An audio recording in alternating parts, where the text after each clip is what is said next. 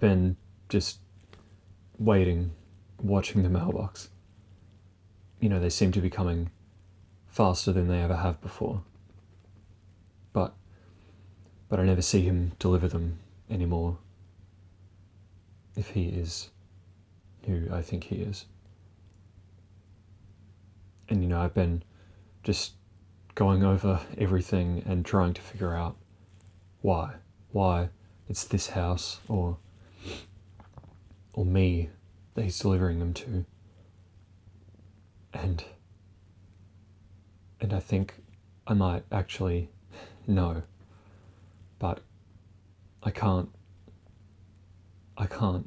accept it or believe it. All the other stuff, believing that was one thing, but this is actually insane. But there was another one. I got it this morning. At least I got it this morning. I don't know when it was actually delivered. Probably overnight again. And there's no name on it. And I was thinking, Avery and Prowse, they were first, right? And that's who the last letter was for. So who could this one be for? And I think I know who it's for, but I can't just. I guess there's one way to find out.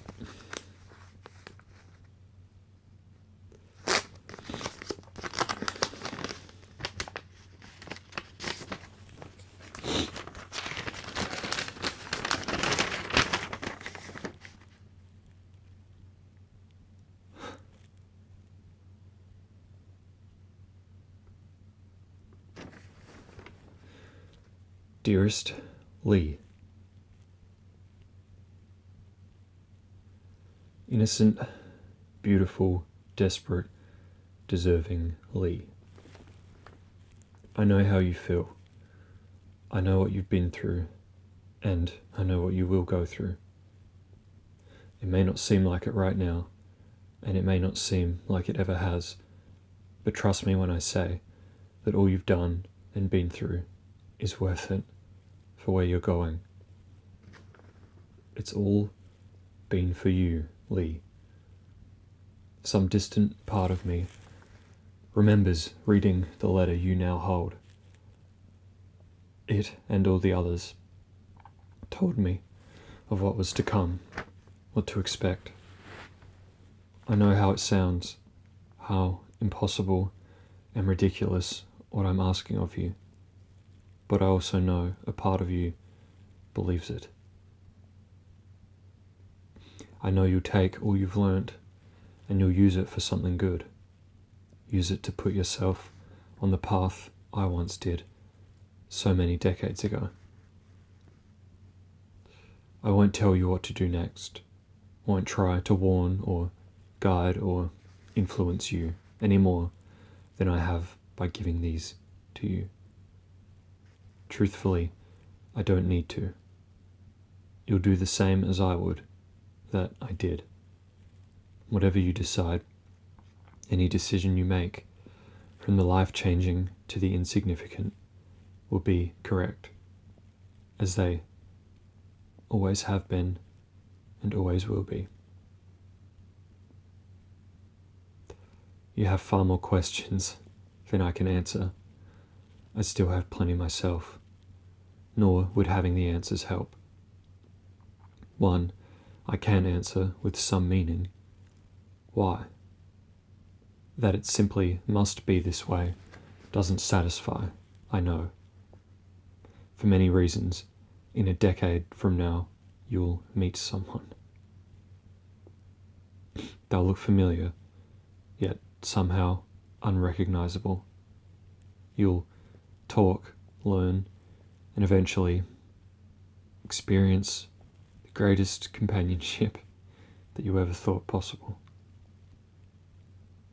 But only if I've introduced you to this idea, warmed you to the possibility of meeting them so you can adjust over the coming years, process it when it happens, and be as prepared as you'll ever be. Until then, things will be difficult, easier than they have been, but still hard in a different way. Again, you will get through it, and it will be worth it. It isn't in our destinies for you and I to meet as we are now. As you read this, I'll have moved on again, though I'm unsure what else I have to go back to. Maybe this time will truly be the end. My long life has been full enough that I'm ready to go. Whoever I am now, Seymour, Fisher, Avery, Prowse, Finn, and a lifetime ago, Lee.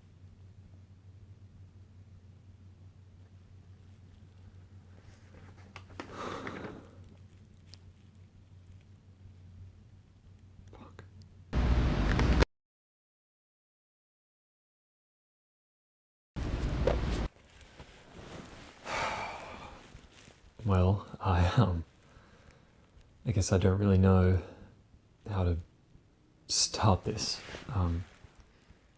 It's been a few days since I recorded one of these, and I've been thinking a lot, trying to deal with everything, processing all of it.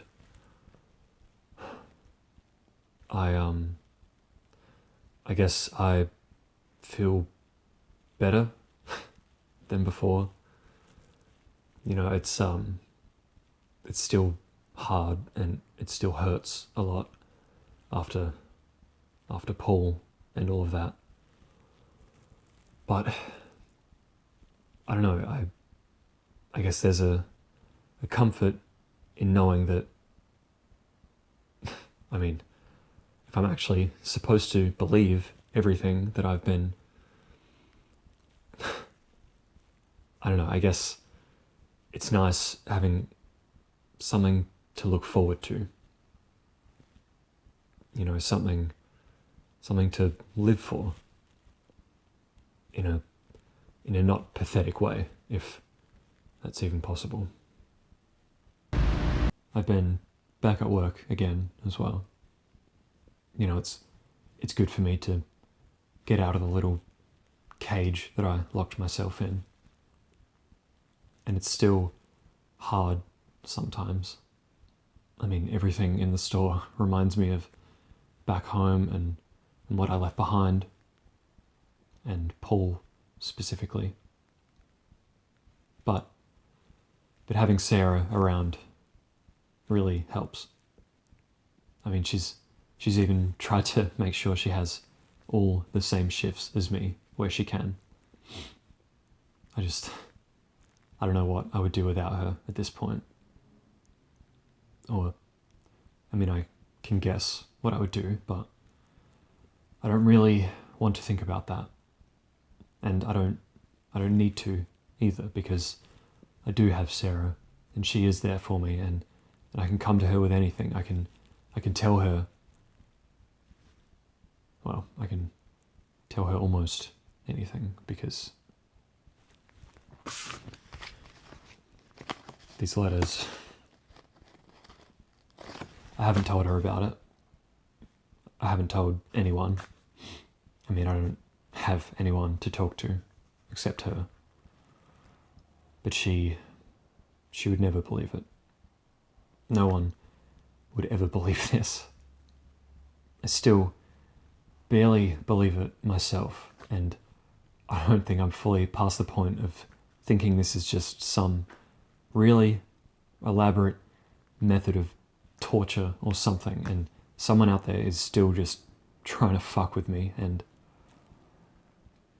But I don't know, I think I am past the point of caring. And I want to believe it. And maybe that's enough for me right now. I'm going to get rid of them. Burn them or something. I don't know. I don't think having these letters anywhere except in my memory is a good idea. And you know, Finn, or whoever he was delivering these to me, he said that whatever I decide to do will be the right thing. Right? I've been debating over and over in my head the last few days what to do about all of this, and that's what I've decided. And you know, the same goes for these videos. I can't have any reminders to go back to, you know, nothing to go back and study and piece together more. As much as I want to, I know that it would become everything to me. And if I let myself, I could just get lost. And what I need to do is just move on. You know, I'm not going to forget about any of this completely. I don't think I ever could, even if I wanted to. But I'm not going to obsess over it either. As difficult as I know that that's going to be.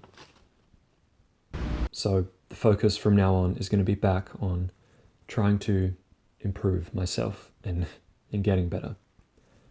And nothing to do with letters or whatever the last few weeks have been about. It's going to be a new start to these logs. And, you know, just like I started a new life here in Stapleton. And I'm going to continue with that. You know, I think I can make something really good here. I have Sarah and the new store and the other people I work with that she's trying to get me to open up to.